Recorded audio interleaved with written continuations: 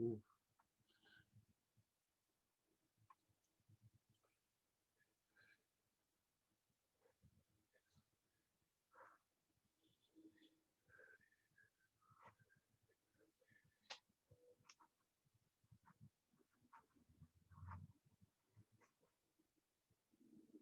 Afternoon. Um, Enjoy your hot dog, your lunch, your coffee. Feel free to nosh and drink while I do this presentation. Try not to schmooze. If you would just make sure that you're on mute as we go through. But I do very much want to hear from you, your questions, your ideas. And so, as we're probably all used to by now, given that this is month 9, 10 of this situation. Um, Feel free to put comments or questions into the chat window at the bottom of your screen, and I will try to stop every 10 minutes or so to look at them and see what questions are on people's minds. I'm going to do things in a little bit of a different order today, partly because I don't want to run out of time. I assume we have to stop at 1 o'clock or shortly thereafter. Um, I often forget to do this. So what I'm going to do, a little bit out of order, is I'm going to right away show you our website. So here I am at jewishstudies.rice.edu, and this is the homepage for the Houston Jewish History Archive, of which I am the curator. And it has more information about some of the things I'm going to be talking about today. But for reference, if you want to know, what's in the archive, what collections do you have, this link here, our library guide, will tell you what is in the collection. It also has my contact information, my colleague in the Woodson Research Center, and I'll tell you more about that in a little while. And I want to draw in particular your attention to this tab, synagogue collections. This tells you, as of the last time we updated it, probably was in the fall, which congregations we have material on. And as you can see, it's a fairly extensive list, but it is by no means complete. And there are some blatant gaps in this collection, quite frankly. And Beth Torah would be one of them. If somebody walked into the library in a hopefully not too distant post-pandemic world and said, "I'm here to see your TBT collection," we would shrug our shoulders and we would shake our heads. We don't have anything really at all quite yet to document the history of your community. And so I'm hopeful, as Rabbi Gordon was saying a few moments ago, that this program today becomes the seed and the springboard for a TBT community project to begin to collect and build a Beth Torah archive. This is a process that other synagogues, as you can see, have gone through to varying degrees, and I think it's one that has a lot of benefits to the congregations, and I'm happy to talk more about that. You can also on your own peruse some of the other tabs here to see which families and organizations around town have donated material. So I'm going to copy this link. I'm going to go back a step. And I'll copy this link into the chat window. Just a second here. Don't get dizzy as I move back and forth. So that's our website tab for reference. All right. So what I'm going to do now is I'm going to tell you a little bit about how and why the archive got started, and then take you on a tour of some of the highlights of the collection. Now, Hi has seen this presentation twice already, so I've taken some things out that I almost always do, and added some stuff that I almost never do, simply because I don't want Hi to feel like he's seen everything that's coming already. So this, in a nutshell, is the Houston Jewish History Archive. And our mission is to collect, preserve, and make accessible the documents, photographs, artifacts, and memories that tell the story of Jewish life in Greater Houston and South Texas. And I've chosen for this slide two pictures to represent the Jewish Community Center, which is about to celebrate the groundbreaking on its renovated facility. So it's a fun time to kind of look back at the history of the JCC building. Now, there is a JCC building in West Houston, but we have some material on that, but we don't have as much. The HJHA, as we call it for short, is a collaboration between the program in Jewish Studies at Rice, of which I'm a faculty member, and the Woodson Research Center and Fondren Library. This is our special collections wing. This is where we keep all the cool, rare, and important stuff. And our name is the Houston Jewish History Archive, but increasingly, we have begun to work with an ever widening circle of Jewish communities in Texas. We have material on Jews in Galveston, in Wharton, in Beaumont, in Baytown, Schulenburg, Victoria, and we're just beginning to work on Corpus Christi and San Antonio, and hopefully eventually Laredo as well. We don't work on Dallas because Dallas has its own Jewish Historical Society. We don't work on Austin because Austin also has its own brand new organization. So pretty much everything below Austin to the border with Mexico is of interest to us, and we may eventually, expand even further. But that's just to give you some insight into the choices we're making as a relatively new startup, right, in the field of Texas Jewish history, how we define our mission. What do we do here at the archive? First and foremost, we collect documents, photographs, audio recordings, video recordings, other materials, and we bring them to the Rice University campus when they are donated to us or when we acquire them through other means.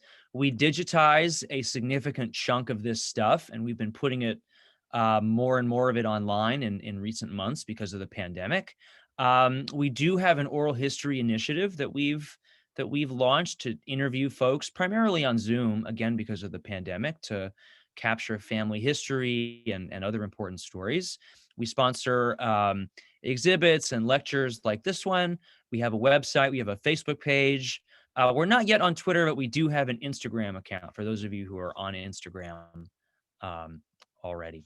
So just in a few quick minutes, I'm going to walk you through the history of this project. As I said, it's a very recent project, and its origins really have a lot to do with Hurricane Harvey, which I know we all lived through and suffered through just a few short years ago. We had begun thinking about some kind of project that Rice University could embark on in the field of Texas Jewish history, but we didn't know exactly what shape this project would take. And a couple days after Harvey, I called the executive director of United Orthodox Synagogues in Houston, where I happen to be a member, and I asked the executive director there what was the status of the synagogue's historical records, and I was told that they had been stored in a closet in a hallway opposite the rabbi's office, and that there had probably been several feet of water in that closet. And he invited me to come and take a look. This was about a week after Harvey. So my wife Alicia and I put on our masks and gloves, and we went into that building that had not, hadn't been remediated yet, really at all.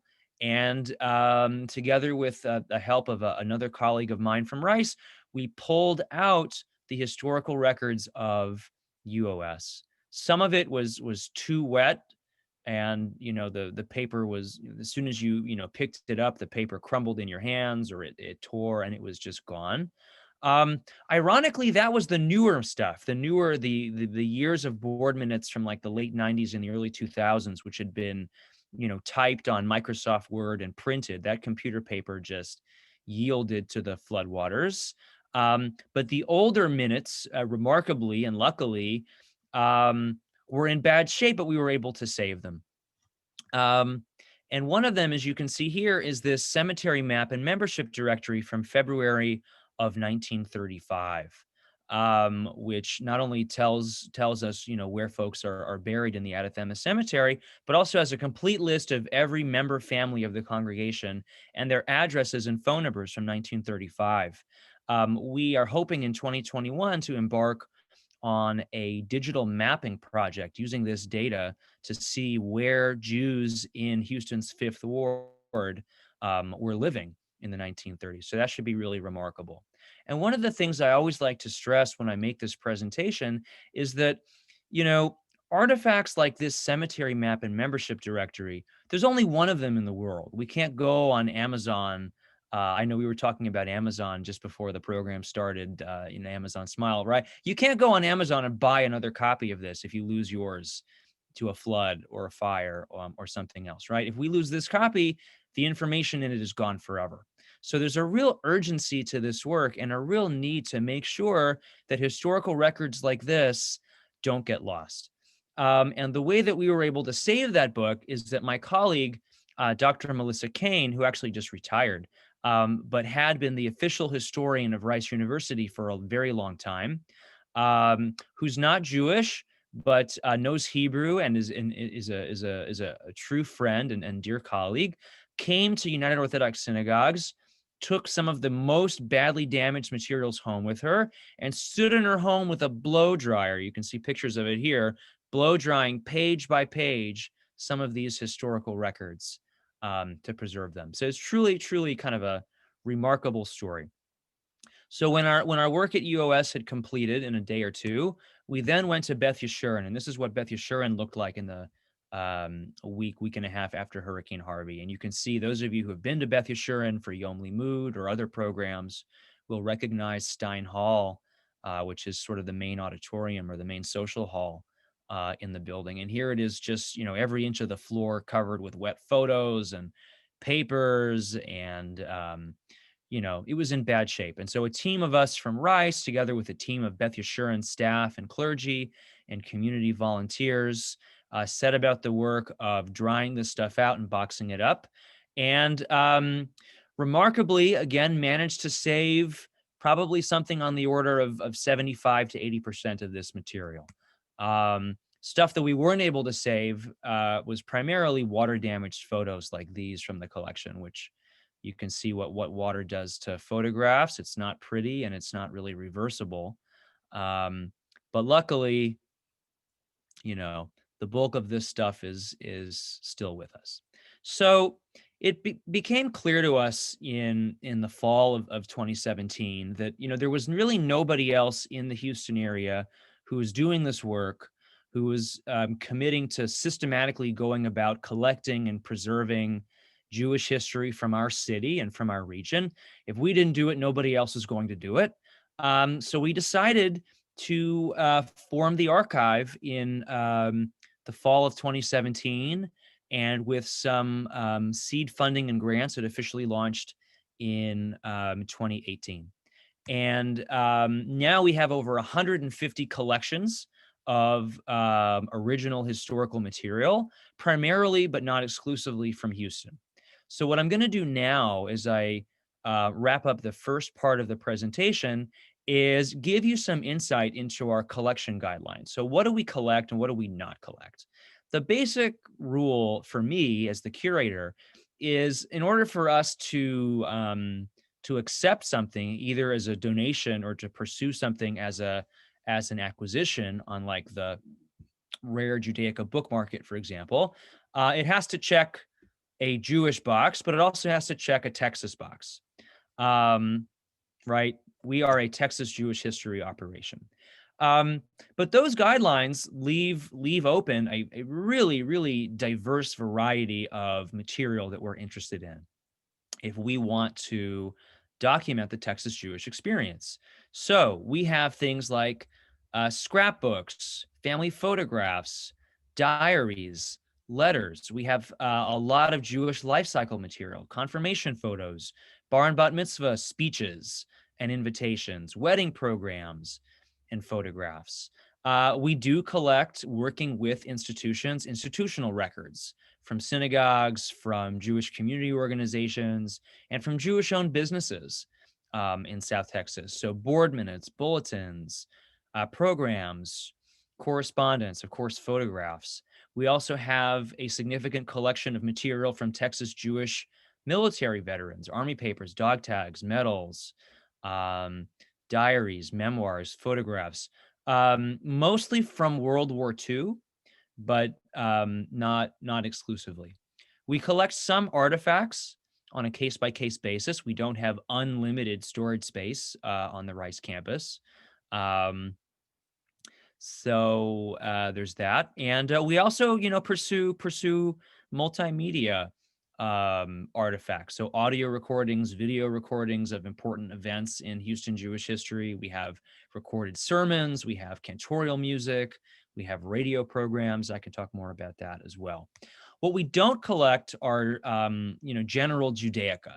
So if you have, the example I usually use is like if you have your grandfather's prayer book from Lithuania from 1878, but your grandfather never set foot in Texas, there's no clear Texas connection to the material. It doesn't meet our criteria. If you have an old complete set of the Encyclopedia Judaica, right, that doesn't meet our collection guidelines. So we routinely, and we get requests almost every week for, as people are downsizing or moving, people are always looking to offload old Jewish books, and it's a very sort of poignant phenomenon, but it's not something that we collect, or that Fondren Library generally collects, unless it's exceedingly rare. Um, the other thing that we try not to collect or accept, unless it's absolutely necessary, are photocopies or reproductions, right? So if you have material that's clearly historically valuable, and we both sort of agree that this is worth preserving, our preference is to try to acquire and preserve the original. We consider ourselves to be the Smithsonian of Texas Jewish history. That's certainly what we aspire to be. And you don't go to the Smithsonian to see a copy of, the Gutenberg Bible. You go to see the original. We routinely work with donors to make copies of things for them, whether it's digital copies or printed copies, or Xeroxes or things like that. Sometimes, because of flooding, or because of other, reasons, a photocopy of something, or a photo of something may be the only surviving version of a particular document, or photograph. And in that case, obviously, we would make exceptions. But these are some of the typical rules that we try to follow.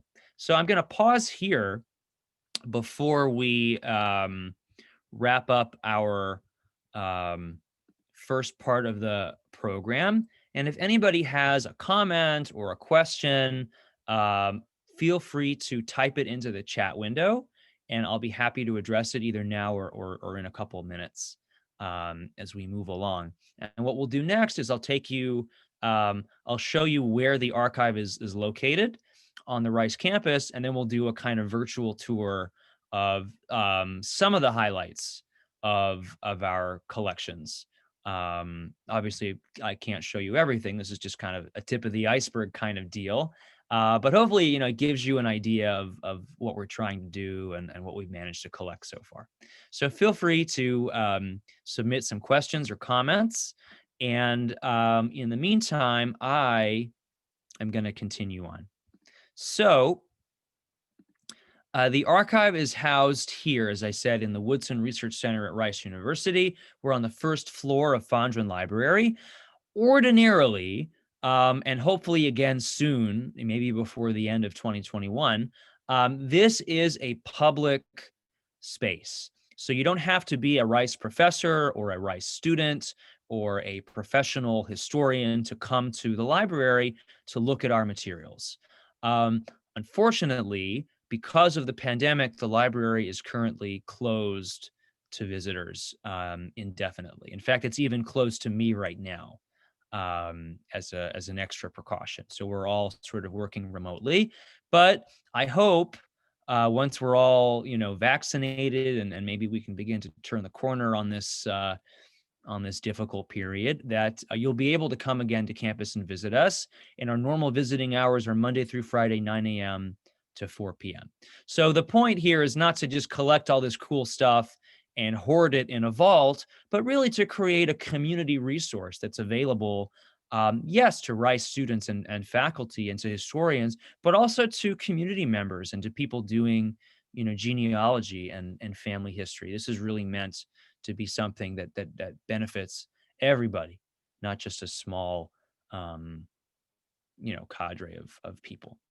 So now let's look at some of the highlights of what we've managed to collect in the past 3 years, and I'll try, where I can, to give you some insight into how some of this stuff popped up. This is a postcard image of Temple Beth Israel, which is, as I'm sure some of you know, the oldest Jewish house of worship in Texas. It was started in 1854 and chartered in 1859. This is not the 1859 building. This building no longer exists, and it actually had an interesting life. It served not only Beth Israel, but another Jewish congregation in Houston, Beth El, which was Houston's first conservative synagogue. Beth El and Adath Yeshurun merged in 1946 to create Beth Yeshurun, at which point this building became a church, and it was later demolished, and is now, the ground that it stood on is now, I believe, part of Discovery Green. So you can't go find this building anymore. It's gone, but the image persists. I bought this on eBay. So sometimes, historical treasures can pop up on eBay, and we were lucky to grab it. The most fascinating discovery that we've made in the 3 years we've been doing this work is really a remarkable story. And I every time I tell this story, I kind of get goosebumps. But what you're looking at is the Beth Jacob banner. This is a World War II service flag that was made by the Sisterhood of Beth Jacob, which is another Houston area Jewish congregation that no longer exists. It today forms part of United Orthodox, but in the 1940s, it had a building at Cleburne and Hamilton, a building which actually still stands, although it's no longer a synagogue. And the members of Beth Jacob made this flag. Here's another sort of angle where you can see it, to honor men and women affiliated with the congregation who were serving in the armed forces in World War II. There are more than 200 names on the flag. Each name of a veteran has a star on it.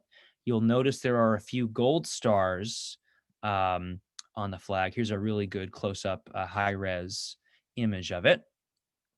And the gold stars are for servicemen killed in action in World War II. The long and short of the Beth Jacob banner is that it was abandoned at one point in the 1960s when Beth Jacob merged with Adath Emeth to form UOS, later discovered in the 1980s, and kept in a family garage for about 30 years before it came to us. So it was donated to us in the fall of 2017. We received a grant from the National Endowment for the Humanities to restore it. And that restoration work is now complete. And hopefully, again, after the pandemic subsides, we'll be able to decide on a plan of action as to how we'll be able, hopefully, again, to have it displayed somewhere. Okay, moving on now, I want to talk about work that we've done to document Jewish family life in Texas. We've been really privileged to connect with a number of families whose roots in Texas go back 3, 4, 5 generations, sometimes even more. And there are remarkable family treasures that have been passed down from generation to generation to generation. And some of these we've been very fortunate to acquire. So what you're looking at here is the oldest, not the oldest document in our collection, but the oldest wedding invitation that we have in our archive, the wedding of Louis Selane to Annie Bleeden, which took place in March of 1897. So if you didn't RSVP already for this one, you missed it. You might be able to still send a gift, although I don't know that the address is still good anymore. But yeah, we'll see. So these are some of the kinds of things that we get very excited to find. Here is an old ketubah, a Jewish wedding certificate from Philip and Bertha Daddle Roth, Philip Daddle and Bertha Roth, excuse me, from Houston from 1939. And we not only have the ketubah, but we have the framed wedding party photograph, which I just love. It was really wonderful. So that was another kind of family donation that we were very excited to receive. And then we love people's bar and bat mitzvah photos. This is a bar mitzvah of Martin Nathan that took place at Congregation Beth Yeshurun when it was still located on Southmore Boulevard in the 1950s. And you might think to yourself, well, who cares about my bar mitzvah photograph, right? If you've seen one bar mitzvah, you've seen them all. What's so important? And there are a number of responses to that potentially, but one of the most important reasons why these photos are so important, beyond being important to your children and grandchildren and future generations potentially, is that for us as historians, this photograph is very interesting. This building no longer exists.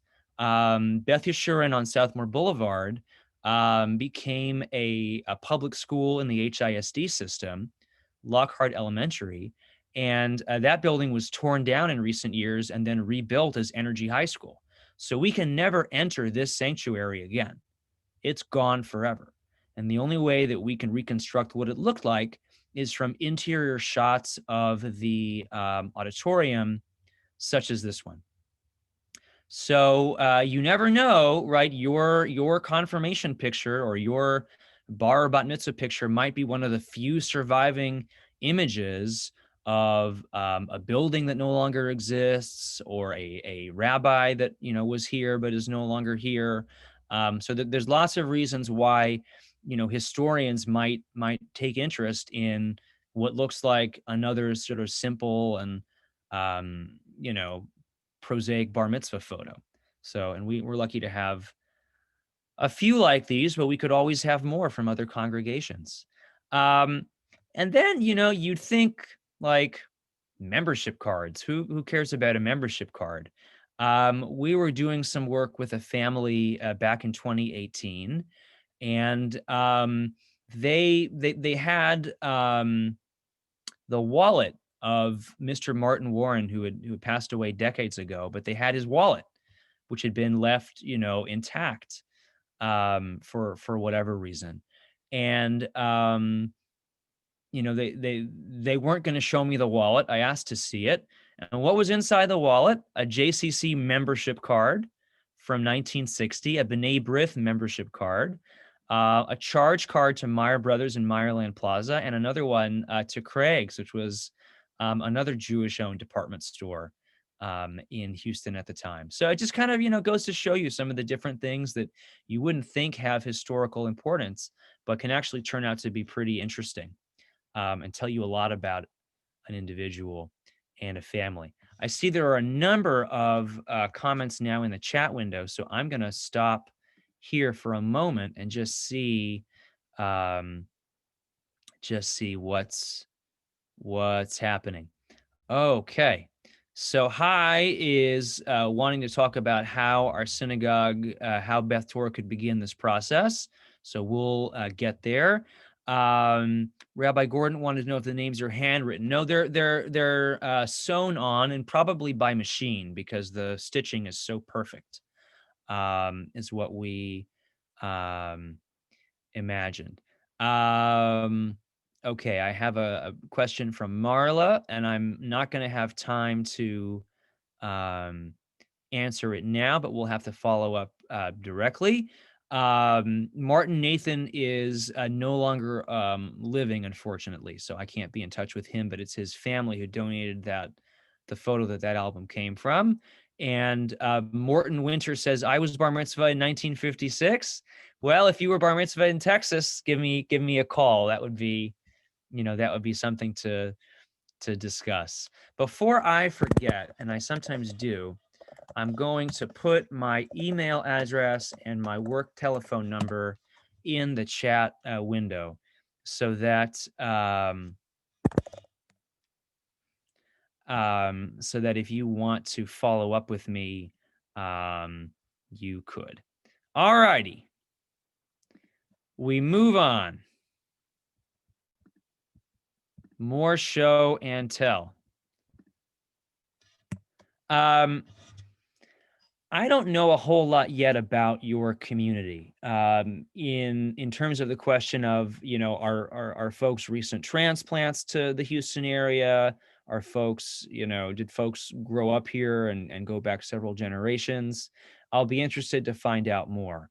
But for Jews who came of age in Houston in the 30s, 40s, and 50s, chances are, if you were a teenager in Houston at the time and you were Jewish, you probably went to San Jacinto High School. San Jacinto High School no longer exists. It is now, the building still exists. It's part of the HCC system. And it's located around the corner from the old Beth Israel, which is now a theater. So many Jewish kids went to San Jacinto that it was known as San Jacinto. And apparently not in a derogatory way. That's what the Jewish kids called it. So we have some fun yearbooks and artifacts from San Jacinto High School. Obviously, right, when we think about Jewish Houston, the epicenter of it is the Meyerland neighborhood. So we have a kind of neat subsection of the archive devoted to the history of the Meyerland neighborhood. And here's like an old photo of Meyerland Plaza. Some of you, again, if you've been here that long, you'll remember Meyerland Plaza when it first opened. And here's an architectural map of Meyerland from the developers, and also some pictures of Meyerland being built that we're really privileged to have. Of more relevance for this conversation, though, might be the collection of material that we have about the history of synagogues. So here is a confirmation photograph from Adath Yeshurun in Houston from 1917. It's actually not the oldest confirmation photograph that we have. We have even older than this, but I love the, we could all use a little more peace and friendship in our lives right now, is kind of how I feel when I look at this photo.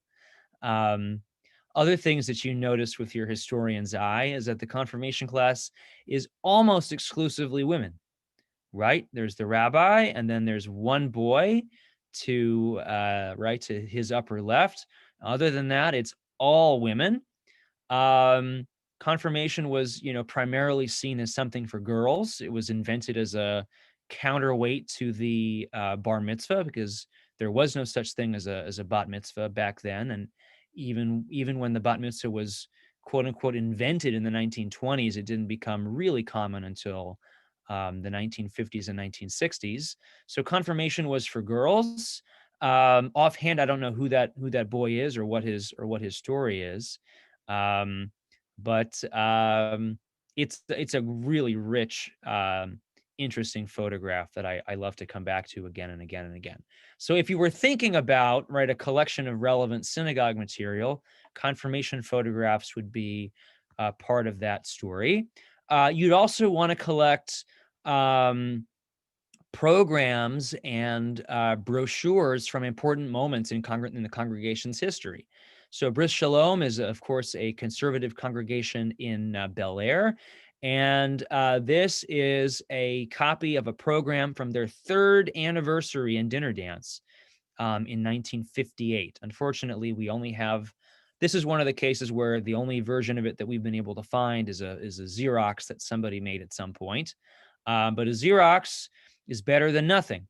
And it has a short history of the congregation, the list of all the members, some photographs. So it's a very precious document to us for that reason. Here you can see what I'm talking about, a kind of timeline history of the congregation. Very important.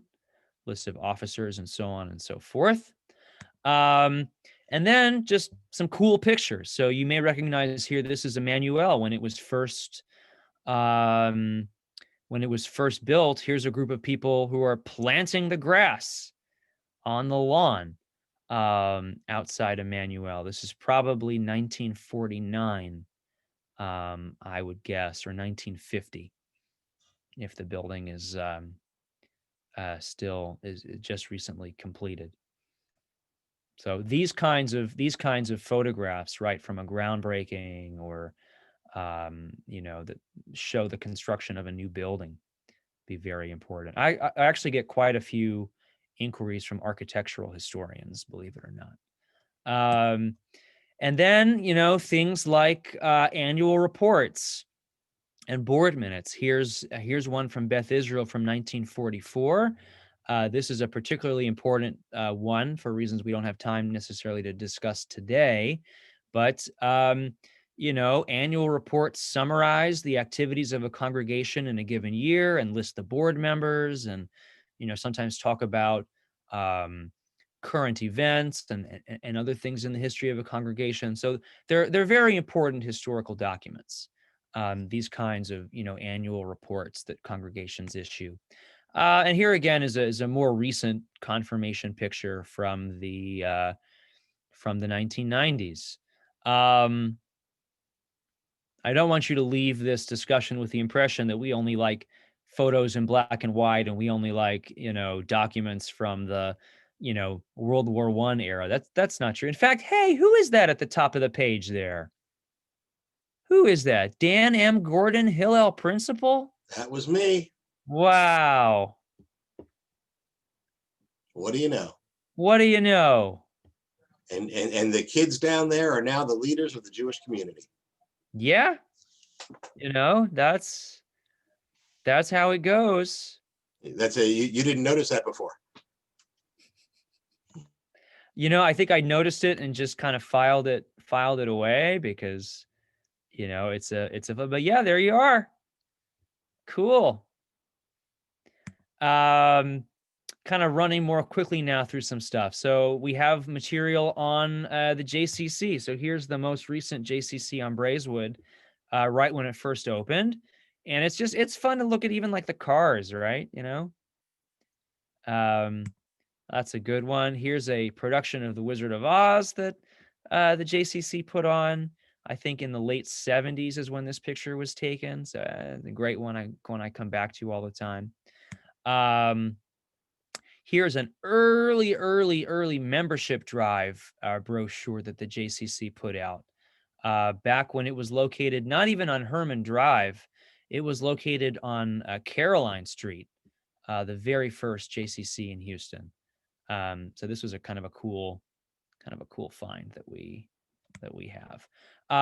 We've been working with Houston Hadassah to collect material about the history of various Hadassah chapters in the Houston region, and we've digitized a bunch of scrapbooks that you can find online and actually read and download for yourself. This one has a sombrero and a third place ribbon, which I find kind of fun. I don't know. I guess third place was for best scrapbook or what have you. But we've been doing that work here. You can get a sense of some of the kinds of things that are, inside. So Houston Hadassah is an important collection for us. Jewish-owned businesses. So you really can't think about the history of Houston without talking about some of the Jewish-owned businesses that really made this city and economy what it is, from Star Furniture to Weingarten's, those of you who remember Weingarten's, to Battlestein's, important department store of,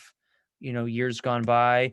And then, of course, Belden's, which is no longer with us. I mean, it feels like years ago, but it was in early 2019 that Belden's shut its doors for good. And we went in there the week before it closed and were able to take some photographs and even took some signs down literally off the wall and brought them to Rice to be in the archive, to be an exhibit, someday in the future of, I don't even know, Jewish Houston. So we have some Belden stuff sitting in the vault. Here's a cool picture. These are some of the old, Jewish delis in Houston before Kenny and Ziggy's. There was Alfreds and Kaplans and Schwartzbergs. And if you're interested, I can show you. We digitized an Alfred's menu, and it's available online if you want to go back and relive some of the glory days of Jewish deli in Houston before Ziggy got to town.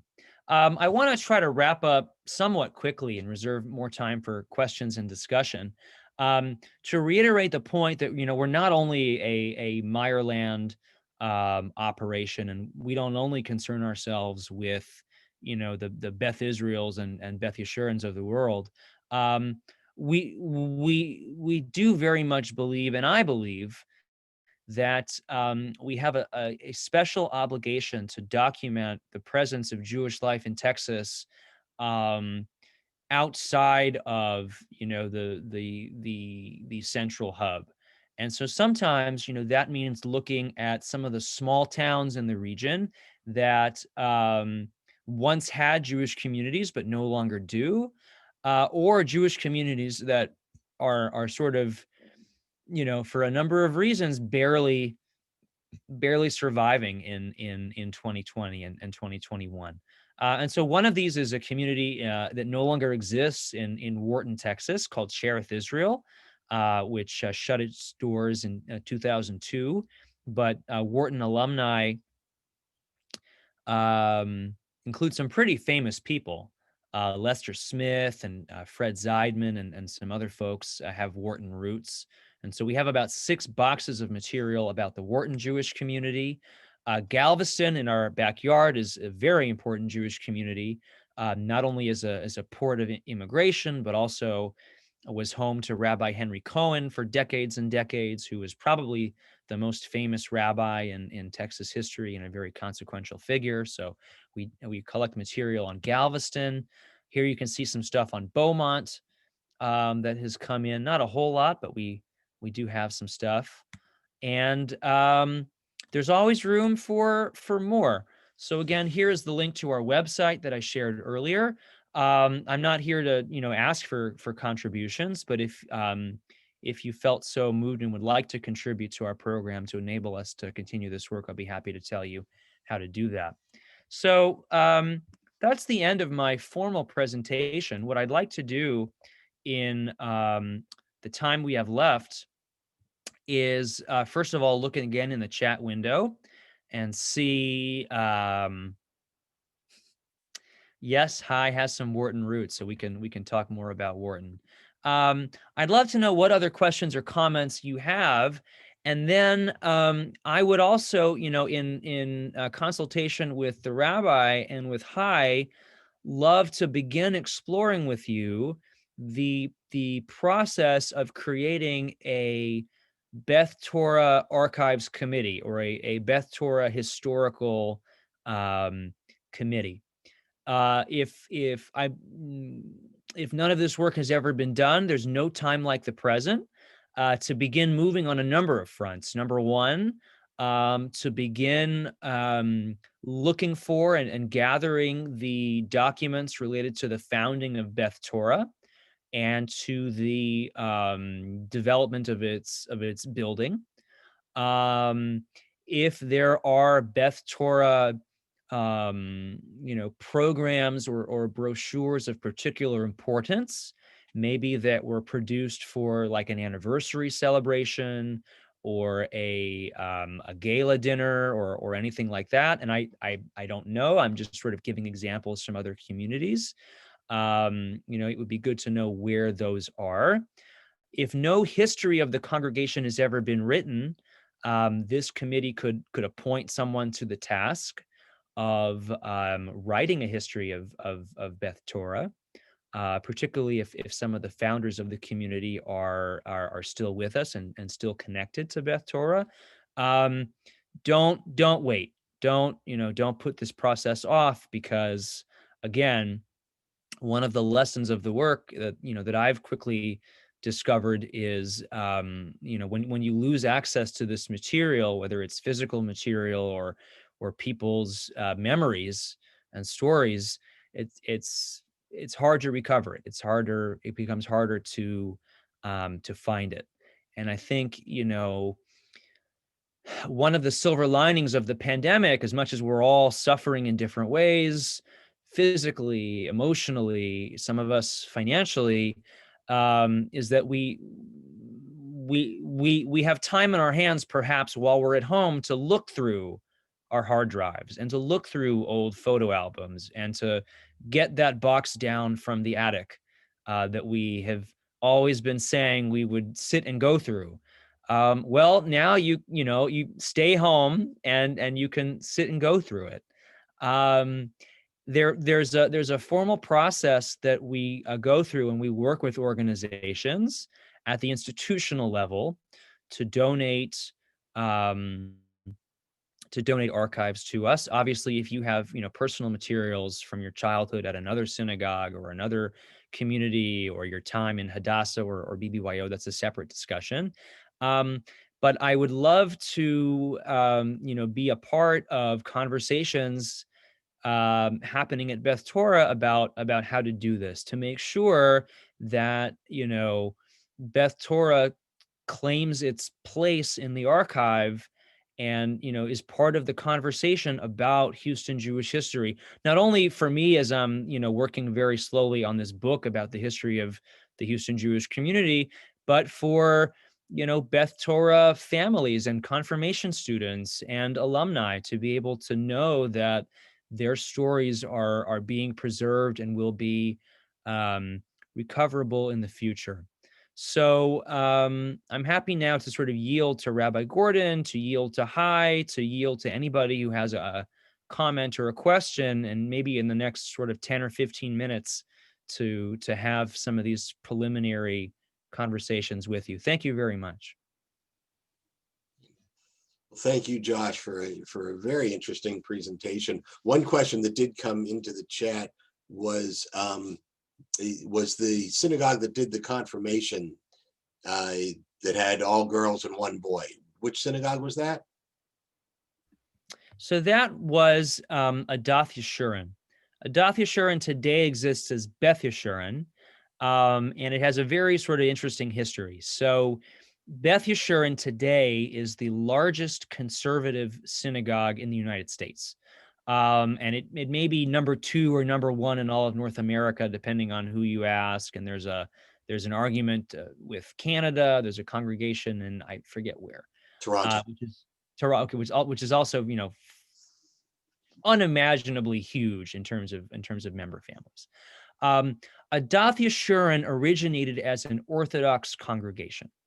It was not the first Orthodox congregation in Houston, because Beth Israel, hard as it may be to believe, was Orthodox at first, but then became Reform, within the first couple decades of its founding. But Adath Yeshurun was Orthodox. And so, girls could be confirmed, but girls could not lead services. Girls could not be called up to the Torah. Girls, could not do many things. But there was a concerted effort in the late 19th century, and I think Rabbi Gordon perhaps alluded to this in the comments, that girls without any kind of roles to play in the synagogue, girls could be easily lost to Judaism if they didn't have anything to connect them. Girls also would make for poor teachers of their children in the home in terms of instructing them in Jewish traditions and Jewish history and holidays if they didn't have an advanced Jewish education. So another part of the impetus for the development of a confirmation ceremony, sorry to put my Jewish historian hat on here, was to provide girls with a sufficient Jewish education so that they could be better role models for their children. So those are some of the reasons why confirmation tilted so heavily female in the early years. Also, again, as we mentioned, because the bat mitzvah ceremony hadn't been developed yet. Yeah, and actually, I'll piggyback on that a little bit. Pardon the choice of term, but the Reform movement had initiated the confirmation ceremony initially as an attempt to replace bar mitzvah, because in order to try and be more like our Christian neighbors who were doing confirmation at a later age. And that didn't catch on. But in later years, confirmation caught on for boys and girls, as you saw that picture of Beth Yeshurun's Hillel High School that I was principal of, that both boys and girls became confirmed later as a way to keep them involved, because so many students drop out after bar mitzvah. And so in the Houston community, the confirmation became a big deal because there was a very popular Israel trip for high school students, the Israel pilgrimage, that students couldn't participate in unless they had been confirmed. And so they stuck around in order to get to the Israel trip. So as far as Temple Beth Torah goes, I should have counted it up, but I know that we have a significant percentage of people who have joined within the last few years, and a significant percentage of people who have been around for over 20 years. I know that Hyan Lin, Mort Winter, just in this group here, Debbie Swaim, have all been part of the congregation for over 20 years, and others have come in more recently. But would love to find that excitement among the congregants, whether you've been here for a long time or a short time. That's a fun project. Anyone in this Zoom room get that excited inspiration to want to be part of it, not necessarily as a chair, but just to participate. You can think about it. I spoke to Mike Hahn, and he's interested in being involved in the older group from the beginning because he was around at the onset. Terrific. Mike is a founding member. Other founding members who are still with us include the Troxclairs, Iris Kelly, Joni Levy. I'm blanking on who else. But interviewing some of those people would be terrific. That would be really terrific. And again, we don't have to be a founding member to be part of this effort, right? All you have to do is have a love of history, a love of your community, maybe some, skills in organization and, project planning. But it might also be a nice way for people who are more recent members of Beth Torah to connect with the roots of the community. And do this kind of project of self-discovery, by creating this history. So this, by no means do I think there has to be a like qualification requirement that you have to be a founding member or you have to be, somebody who's been part of Beth Torah for so long to have something to contribute. In fact, nothing could be, I think, really further from the truth. So I'm happy, at Rabbi Gordon's and High's direction to arrange a meeting for, a little bit later in the winter or early spring to sit down with some interested folks and, talk about the process of how to do this. When we've done it in the past, in a pre-pandemic world, part of the process is sort of scouring the building, because many synagogues, older synagogues in particular, but I imagine all synagogues have, storage closets where extra copies of bulletins and things are, discarded or thrown in a box and, not looked at for years or sometimes even decades. So, one step in the process is usually what's in the building, right? What's in the building that either, time forgot or we don't know it's there. With a newer congregation such as yours and with ones, also because of the pandemic, right? There may be stuff on people's hard drives. So like Rabbi Gordon's sermons, as Word documents, or perhaps, the bulletin is digital. So there are digital copies of the bulletin as opposed to like old yellowing papers sitting in the congregation library somewhere. So what I hope we'll be able to do is, gather a group together of interested folks, even folks who weren't able to join us today, but feel like good, candidates to try to take this project on. And hopefully we can, reconvene in February or March to have some of these conversations to, get the process started. And I'm not planning on going anywhere, so I'm here as a resource for you. I want to just mention as we get towards 1:00 that we have a Facebook page. So if you're on Facebook, look for the Houston Jewish History Archive at Rice University page, and we have a website. And I'm just going to show you one more resource before I sign off for the day. This is one that we are continually updating, and we're updating it even more than usual now, because again, while you can't come to the archive, we want to bring the archive to you. So at this website that I've just posted the link to, this is our digital repository. So I mentioned that we are working to digitize materials and publish them online. So this is the website. It's connected to Rice, where we have our digital archive. And you can see here a list of collections of which we've digitized material and put things online. So the congregation we've done the most work with is Beth Yeshurun, no surprise. So a bunch of their stuff is here. We've also got a number of oral histories that we've done with Jewish Houstonians. You might know Joe Buchanan. He's kind of a Jewish country music star, and we did an interview with him. He's performed at Beth Torah a few times. Yeah, so I interviewed him about his life story and how he came to be a Jewish country musician and what he's been up to during the pandemic. And you can watch it and read a transcript here. And there's some others in the series and many more to come. And again, rabbi sermons, oral histories, scrapbooks. So like if there are Beth Torah scrapbooks out there, that have been put together over the years, if the committee and the congregation is interested, we could digitize it and put it into this database such that, anybody anywhere could download it and look at it.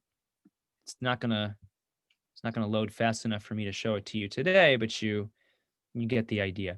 So, there's an opportunity here that I hope will entice you all at Beth Torah to take the initiative to begin the work of preserving your congregation's history for yourselves, for your children, for future generations of the community, to understand how this community got started and, where it might be able to go in the future.